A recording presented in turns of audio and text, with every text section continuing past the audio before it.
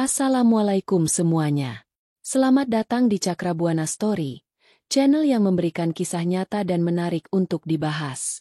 Sebelum itu, jangan lupa untuk mengklik tombol subscribe terlebih dahulu dan menuliskan sholawat di kolom komentar agar kita mendapatkan syafaat di akhir kelak. Sore itu, di sebuah pos perbatasan di Kalimantan, Sersan Tony Aditya duduk di dalam bara kecil sambil membersihkan senapan SS-2V5 miliknya. Sudah hampir 3 bulan ia bertugas di daerah ini sebagai bagian dari pasukan pengamanan perbatasan, jauh dari rumah, jauh dari istrinya, Maya, yang ia nikahi 2 tahun lalu. Maya adalah seorang wanita sederhana yang bekerja sebagai pegawai administrasi di sebuah perusahaan ekspedisi di Jakarta. Ia bukan tipe perempuan yang suka kehidupan mewah. Itulah yang membuat Tony jatuh hati padanya. Sejak menikah, mereka menjalani kehidupan dengan penuh pengertian, meski harus sering berjauhan karena tugas Tony sebagai prajurit TNI. Di sela kesibukannya malam itu, ponselnya tiba-tiba bergetar. Sebuah nomor tidak dikenal muncul di layar. Tony mengernyit lalu mengangkatnya. "Selamat malam, Pak. Dengan Bapak Tony Aditya?" Suara laki-laki di seberang terdengar formal, seperti seseorang yang biasa berbicara dengan kewenangan. "Iya, saya sendiri. Ini siapa?" Jawab Tony, bingung. "Saya dari Polsek Kebayoran Baru, Pak. Begini, kami ingin menginformasikan bahwa istri Bapak, Saudari Maya, saat ini sedang dalam tahanan kami." Jantung Tony seakan berhenti berdetak. Ia menggenggam ponsel lebih erat. "Apa maksudnya? Ditahan Maya? Kenapa?" "Saudari Maya tertangkap dalam sebuah penggerebekan narkoba di Hotel Grand Permata. Kami menemukan barang bukti di kamarnya dan saat ini ia sedang menjalani pemeriksaan," ujar polisi itu. Tony merasa darahnya berdesir. Maya? Narkoba? Tidak mungkin. Istrinya bahkan tidak pernah merokok, apalagi memakai barang haram seperti itu. Ada kesalahan. Maya tidak mungkin pakai narkoba. Suara Tony meninggi. Namun ia mencoba mengendalikan emosinya. "Maaf, Pak. Kami hanya menjalankan tugas. Kalau Bapak ingin tahu lebih lanjut, silakan datang ke kantor kami," jawab polisi itu tanpa ekspresi. Telepon terputus, meninggalkan Tony dalam kebingungan. Ia langsung berdiri dan menarik napas panjang, kepalanya penuh dengan pertanyaan. Keesokan paginya, Tony segera meminta izin kepada komandannya untuk terbang ke Jakarta. Beruntung, ia diberikan cuti mendadak karena alasan keluarga. Ia segera naik pesawat pertama menuju ibu kota. Setibanya di Jakarta, Tony langsung menuju Polsek Kebayoran Baru. Setibanya di sana, ia berhadapan dengan seorang petugas jaga. "Saya ingin bertemu dengan penyidik yang menangani kasus seorang tahanan bernama Maya," katanya dengan suara tegas. Petugas menatapnya dengan malas. "Tunggu sebentar, Pak," jawabnya. Beberapa menit kemudian, seorang polisi berpangkat itu keluar dari ruangan. Namanya Parjo. Ia menatap Tony dengan sedikit heran. "Anda siapa?" tanya Parjo. "Saya suaminya, Tony Aditya." "Oh, suami tersangka. Silakan ikut saya," ujar Parjo. Lalu Tony mengikuti polisi itu ke sebuah ruangan kecil. Ia mencoba menenangkan diri meskipun amarah dan kecemasannya berkecamuk di dalam ruangan itu. Parjo duduk dan membuka sebuah berkas. "Istri Anda tertangkap di sebuah kamar hotel dengan barang bukti sabu seberat 5 gram saat kami grebek. Hanya dia yang ada di dalam kamar. Maya tidak mungkin melakukan itu. Dia tidak pernah menyentuh barang haram." Suara Tony bergetar menahan emosi. "Kami hanya menangkap berdasarkan bukti yang ada, Pak. Kamar itu dipesan atas namanya, dan barang bukti ditemukan di dalamnya," jawab Parjo, datar. Tony mengepalkan tangannya. Ada sesuatu yang tidak beres di sini, pikir Tony. Ia menatap polisi yang menangani kasus ini dengan tajam. "Siapa yang melaporkan?" tanyanya. "Kami mendapat informasi dari informan," jawab Parjo santai. Namun, Tony semakin curiga. "Bisa saya bertemu dengan istri saya?" tanyanya dengan nada mendesak. Parjo terdiam sejenak, lalu mengangguk. "Silakan, tapi sebentar saja." Di ruang tahanan, Maya duduk di sudut. Wajahnya terlihat pucat, dan matanya sembab saat melihat Tony. Air matanya langsung mengalir. "Mas!" Suaranya bergetar. Tony mendekat dan meraih tangan istrinya melalui jeruji. "Maya, apa yang terjadi?" Maya menggeleng. "Aku tidak tahu, Mas. Aku diundang untuk pertemuan kerja di hotel. Setelah aku masuk kamar, tiba-tiba ada yang mengetuk pintu. Saat aku buka, mereka langsung masuk dan menemukan narkoba di dalam kamar. Aku tidak tahu itu milik siapa." Tony mengepalkan rahangnya. Ada yang tidak beres, pikirnya. Istrinya dijebak. "Aku akan cari tahu siapa yang melakukan ini," kata Maya, meski di dalam hatinya ia bingung harus mulai dari mana. Di luar, Tony merasakan sesuatu yang ganjil. Sebagai seorang tentara, nalurinya tajam. Polisi yang menangani kasus ini tidak terlihat bekerja secara profesional. Ia menarik napas dalam-dalam. "Ini belum selesai," gumamnya. Tony berdiri tegak di depan sel tahanan.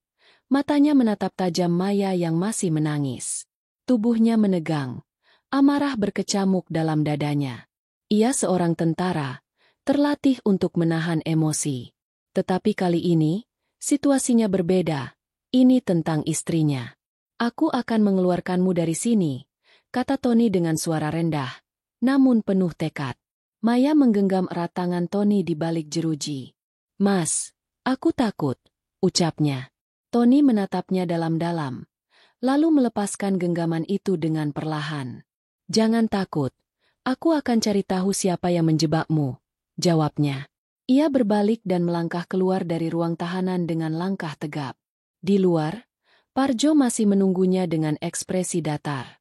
"Selesai, Pak?" tanya Parjo dengan nada meremehkan. Tony menatapnya tajam. "Saya ingin berbicara dengan Kapolsek," katanya tegas. Parjo terkekeh kecil. "Kapolsek sedang sibuk, Pak. Kalau mau urus administrasi penangguhan tahanan, silakan datang besok dengan pengacara." Tony mengepalkan tinjunya. Ia bisa merasakan ada permainan kotor di balik ini. Polisi di sini tidak tahu bahwa dirinya adalah seorang tentara. Mereka menganggapnya hanya seorang warga sipil biasa yang tidak punya daya. Tony melangkah maju mendekati Parjo, berdiri tepat di hadapannya. Matanya menyala penuh amarah. "Jangan coba-coba bermain dengan saya," katanya. Suaranya berat dan dingin. Parjo terlihat sedikit terganggu, tetapi tetap menjaga sikap santainya. "Saya hanya menjalankan tugas, Pak. Kalau tidak terima, silakan gugat melalui jalur hukum." Tony menggebrak meja di depan Parjo dengan keras. Seisi kantor mendadak sunyi. Semua mata tertuju padanya. "Aku bukan orang bodoh. Aku tahu istri aku dijebak." Suaranya menggema di ruangan. Beberapa polisi yang berada di sekitar mulai mendekat, bersiap menghadapi Tony jika situasi memburuk. Parjo menyipitkan mata, terlihat tidak nyaman. "Pak, tenang. Ini kantor polisi, bukan markas tentara. Jangan bikin keributan. Aku minta kamu keluarkan Maya sekarang juga. Kalau tidak, aku akan buat kalian menyesal." Tony menunjuk tepat ke wajah Parjo. Parjo tersenyum sinis. "Ancaman, ya? Berani sekali Anda mengancam polisi." Tony mencengkeram keras seragam Parjo dan menariknya mendekat.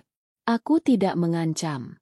Aku memastikan," katanya dengan suara seperti gemuruh petir. Para polisi lain langsung bereaksi. "Lepaskan dia, Pak," seru salah satu polisi sambil meraih pentungan. Namun sebelum mereka bisa bergerak lebih jauh, Tony mengeluarkan kartu identitas militernya dan melemparkannya ke meja.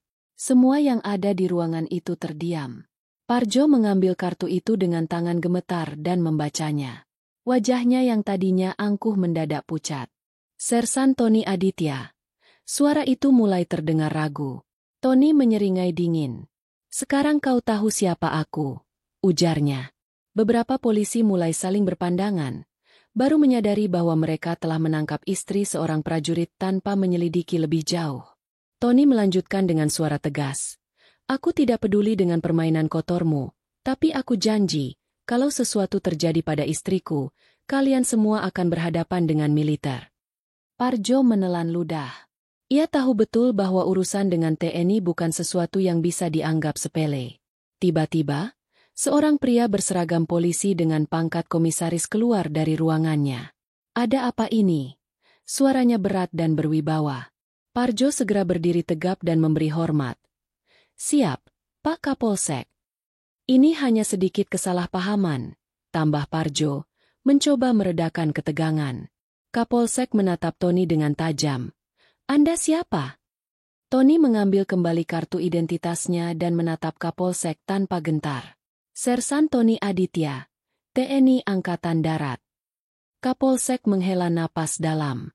"Ikut saya ke ruangan," katanya dengan suara lebih tenang.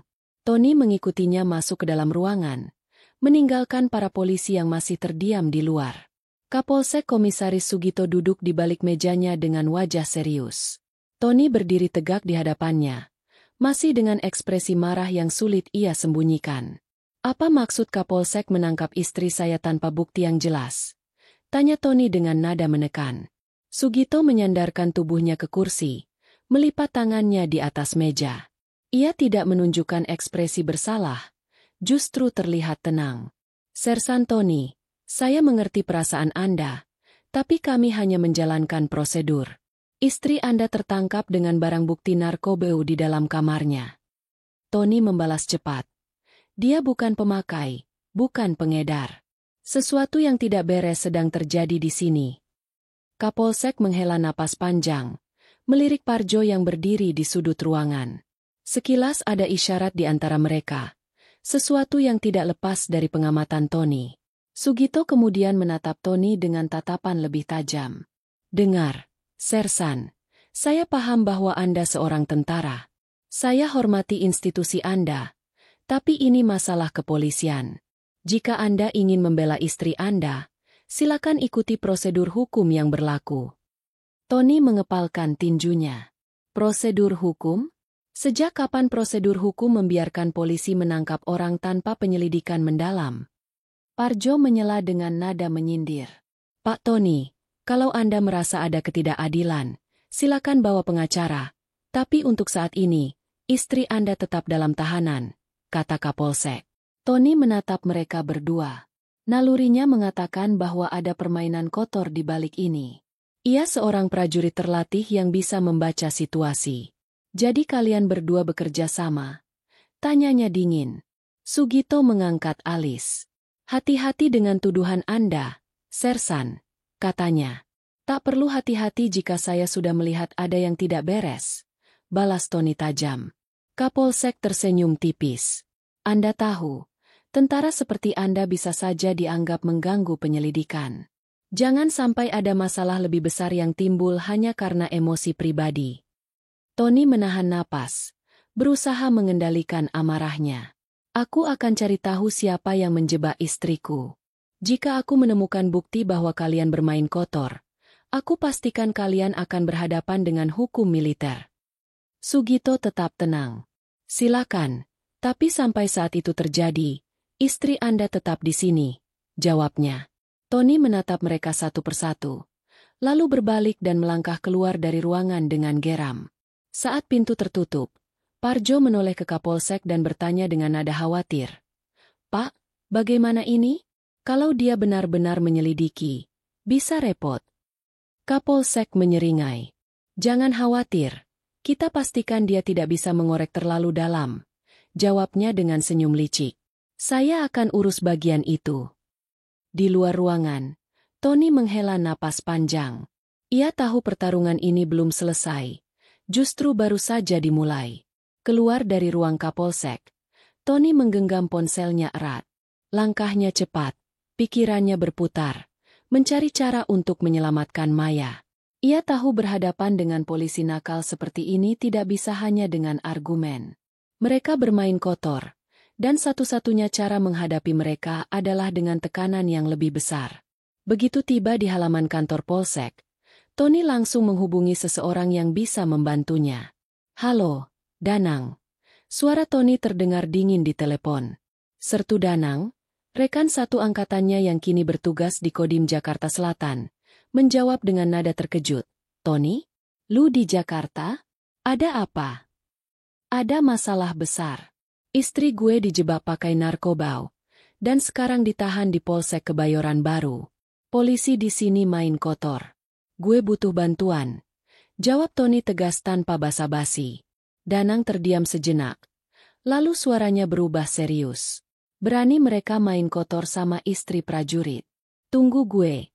Panggil anak-anak. Sambungan terputus. Tony tahu dalam hitungan menit teman-temannya akan datang. Ia tidak sendiri. Amukan di kantor polisi. Tony kembali masuk ke dalam kantor polsek. Kali ini ia tidak datang dengan sikap sabar. Langkahnya berat. Matanya menyala penuh amarah. Di dalam, Parjo masih berdiri di dekat meja administrasi, berbicara dengan beberapa anak buahnya. Saat melihat Tony kembali masuk dengan wajah penuh amarah, ia mendengus. "Pak Tony, saya sudah bilang," kata Parjo. Namun sebelum ia selesai, sebuah meja terguling saat Tony menendangnya dengan keras. Semua orang di ruangan itu terkejut. Tony refleks meletakkan tangannya di pinggang mereka, mendekati senjata dan menunjuk langsung ke wajah Parjo. "Aku sudah cukup sabar sekarang. Aku mau istriku keluar dari sini, atau aku akan buat tempat ini porak-poranda," katanya dengan suara tegas. Parjo tersentak. Ia belum pernah melihat warga sipil seberani ini. "Kau gila ya? Ini kantor polisi, bukan tempat preman," bentaknya. "Dan aku bukan preman. Aku tentara, dan kalian semua sudah salah langkah," jawab Tony dengan suara yang menggema di seluruh ruangan. Beberapa polisi mulai mendekat untuk mencoba menenangkan situasi. Namun sebelum mereka bisa bergerak lebih jauh, suara motor dan mobil berhenti di depan kantor polsek. Beberapa detik kemudian, pintu kantor polisi terbuka lebar. 5 orang prajurit TNI berseragam dinas lengkap masuk dengan langkah tegap. Di depan mereka, Sertu Danang berdiri dengan ekspresi dingin. "Kami di sini," kata Danang sambil melirik ke arah polisi-polisi yang kini terlihat gelisah. Parjo mundur 1 langkah. Matanya melirik Kapolsek Sugito yang baru keluar dari ruangannya. Wajah Sugito berubah drastis. Tidak lagi setenang sebelumnya. Kapolsek berdeham mencoba mengambil kendali situasi. "Apa maksud kalian datang ke sini dengan gaya seperti ini?" tanyanya. Sertu Danang tersenyum miring. "Kami dengar ada masalah dengan istri seorang prajurit. Kami ingin memastikan bahwa hukum ditegakkan dengan benar," jawabnya dengan nada datar. Kapolsek menyipitkan mata. "Apa maksudmu? Ini urusan kepolisian," katanya. Namun Tony kembali menggebrak meja, kali ini lebih keras. "Jangan bicara soal hukum kalau kalian sendiri yang melanggarnya. Aku mau lihat istri aku sekarang," serunya. Kapolsek mulai kehilangan ketenangannya. Ia tahu jika situasi ini tidak dikendalikan, masalahnya bisa sampai ke atasan militer. "Baik, kita bisa bicarakan ini," katanya akhirnya, mencoba mengulur waktu. Namun, Tony tidak mau menunggu lebih lama. Ia melangkah maju dan menarik kerah baju Parjo. "Buka selnya sekarang juga," tegasnya. Parjo yang tadi masih bersikap arogan kini tampak gugup. Ia melirik Kapolsek, mencari arahan. Kapolsek akhirnya menghela nafas panjang dan berkata dengan suara pelan, "Buka selnya." Parjo dan beberapa polisi lainnya langsung bergerak menuju ruang tahanan. Beberapa menit kemudian, Maya keluar dengan wajah lelah. Matanya membesar saat melihat suaminya dan sekelompok tentara berdiri di sana. "Mas," suaranya bergetar. Tony langsung mendekapnya. "Ralat, aku di sini. Tidak ada yang bisa menyakitimu lagi," katanya dengan penuh kasih. Danang menatap Kapolsek dan berkata dengan nada penuh peringatan, "Jangan coba-coba bermain dengan tentara. Kami tidak tinggal diam." Kapolsek hanya bisa mengangguk, tahu bahwa ia telah kalah dalam permainan ini. Tony menggenggam tangan Maya dan berjalan keluar bersama teman-teman tentaranya. Ini belum berakhir, pikirnya. Ia masih harus mencari siapa dalang sebenarnya di balik jebakan ini. Tapi satu hal pasti, mereka telah menyentuh orang yang salah. Beberapa hari setelah insiden di Polsek Kebayoran Baru, suasana di kantor itu berubah drastis. Kapolsek Sugito duduk di ruangannya dengan wajah muram. Sejak kejadian itu, situasinya semakin memburuk. Laporan tentang dugaan penyalahgunaan wewenang dalam kasus Maya telah sampai ke Propam dan POM TNI. Tak butuh waktu lama, tim investigasi turun langsung ke Polsek untuk melakukan pemeriksaan. Di tempat lain, Tony bersama Sertu Danang dan beberapa anggota TNI lainnya juga telah mengumpulkan informasi tambahan dari hasil penyelidikan mereka. Terbukti bahwa Maya memang dijebak. Pelakunya adalah seorang rekan kerja Maya bernama Tony, yang bekerja sama dengan Ibtu Parjo. Tony memiliki dendam pribadi terhadap Maya karena ia pernah melaporkan kecurangan dalam perusahaan tempat mereka bekerja. Ia kemudian bersekongkol dengan Parjo untuk menjebaknya, menggunakan jaringan pengedar narkoba lokal untuk menaruh barang bukti di kamar hotel Maya. Setelah bukti-bukti dikumpulkan, Tony dan rekan-rekannya menyerahkan semua itu ke POM TNI dan Divisi Propam Polri. Proses hukum pun berjalan dengan cepat. Hari itu, kantor Polsek Kebayoran Baru dipenuhi oleh beberapa petugas dari Propam yang datang langsung untuk melakukan sidah. Kapolsek Sugito hanya bisa duduk diam di ruangannya saat seorang perwira tinggi masuk dengan wajah serius. Komisaris Sugito, berdasarkan hasil investigasi, Anda terbukti melakukan pembiaran terhadap praktik kotor di institusi ini dan menyalahgunakan wewenang. Mulai hari ini, Anda resmi diberhentikan dari jabatan Anda sebagai Kapolsek Kebayoran Baru. Wajah Sugito pucat. Ia mencoba berargumen, tetapi ia tahu perintah ini sudah final. Tak lama kemudian, ia dipanggil ke Polda untuk menjalani pemeriksaan lebih lanjut. Sementara itu, nasib Ibtu Parjo jauh lebih buruk. Setelah interogasi yang ketat, ia akhirnya mengaku menerima suap dari Tony untuk menjebak Maya. Tak butuh waktu lama, ia dipecat dari kepolisian dan dijatuhi hukuman pidana atas penyalahgunaan wewenang, pemerasan, serta keterlibatannya dalam jaringan narkoba ilegal. Saat Parjo digiring ke mobil tahanan, ia sempat melirik ke arah Tony yang berdiri dengan ekspresi datar. "Kau yang menyebabkan semua ini," geramnya. Tony hanya menatapnya dengan tajam. "Kau yang menghancurkan hidupmu sendiri," jawabnya. Pintu mobil ditutup, dan Parjo dibawa pergi menuju tahanan. Akhir yang adil. Beberapa hari kemudian, Maya resmi dibebaskan sepenuhnya dari segala tuduhan. Ia masih sedikit trauma dengan kejadian itu, tetapi Tony selalu ada di sampingnya. Saat mereka berjalan keluar dari kantor polisi setelah menerima surat keputusan bebas, Maya menggenggam tangan Tony erat. "Mas, kalau bukan karena kamu, aku tidak tahu apa yang akan terjadi," ujarnya dengan suara bergetar. Tony tersenyum kecil. "Aku sudah berjanji untuk selalu melindungimu, kan?" Di seberang jalan, Sertu Danang dan beberapa teman prajurit lainnya berdiri menunggu mereka. Danang menepuk bahu Tony. "Hukum akhirnya ditegakkan. Sekarang saatnya kamu kembali ke tugasmu. Negara masih membutuhkanmu, bro." Tony mengangguk. Ia tahu tugasnya sebagai prajurit belum selesai. Tapi kali ini ia telah membuktikan bahwa seorang tentara bukan hanya melindungi negara dari musuh di perbatasan, tetapi juga dari ketidakadilan di dalam negeri. Dengan langkah tegap, ia dan Maya berjalan meninggalkan kantor polisi, meninggalkan mimpi buruk itu di belakang mereka. Tapi satu hal yang pasti, tak akan ada lagi yang berani bermain kotor dengan keluarga seorang prajurit. Nah, seperti itulah cerita di video kali ini. Semoga ada pembelajaran yang dapat diambil di dalamnya. Dan jika kalian suka dengan video ini, jangan lupa subscribe agar kalian tidak ketinggalan untuk video-video menarik lainnya.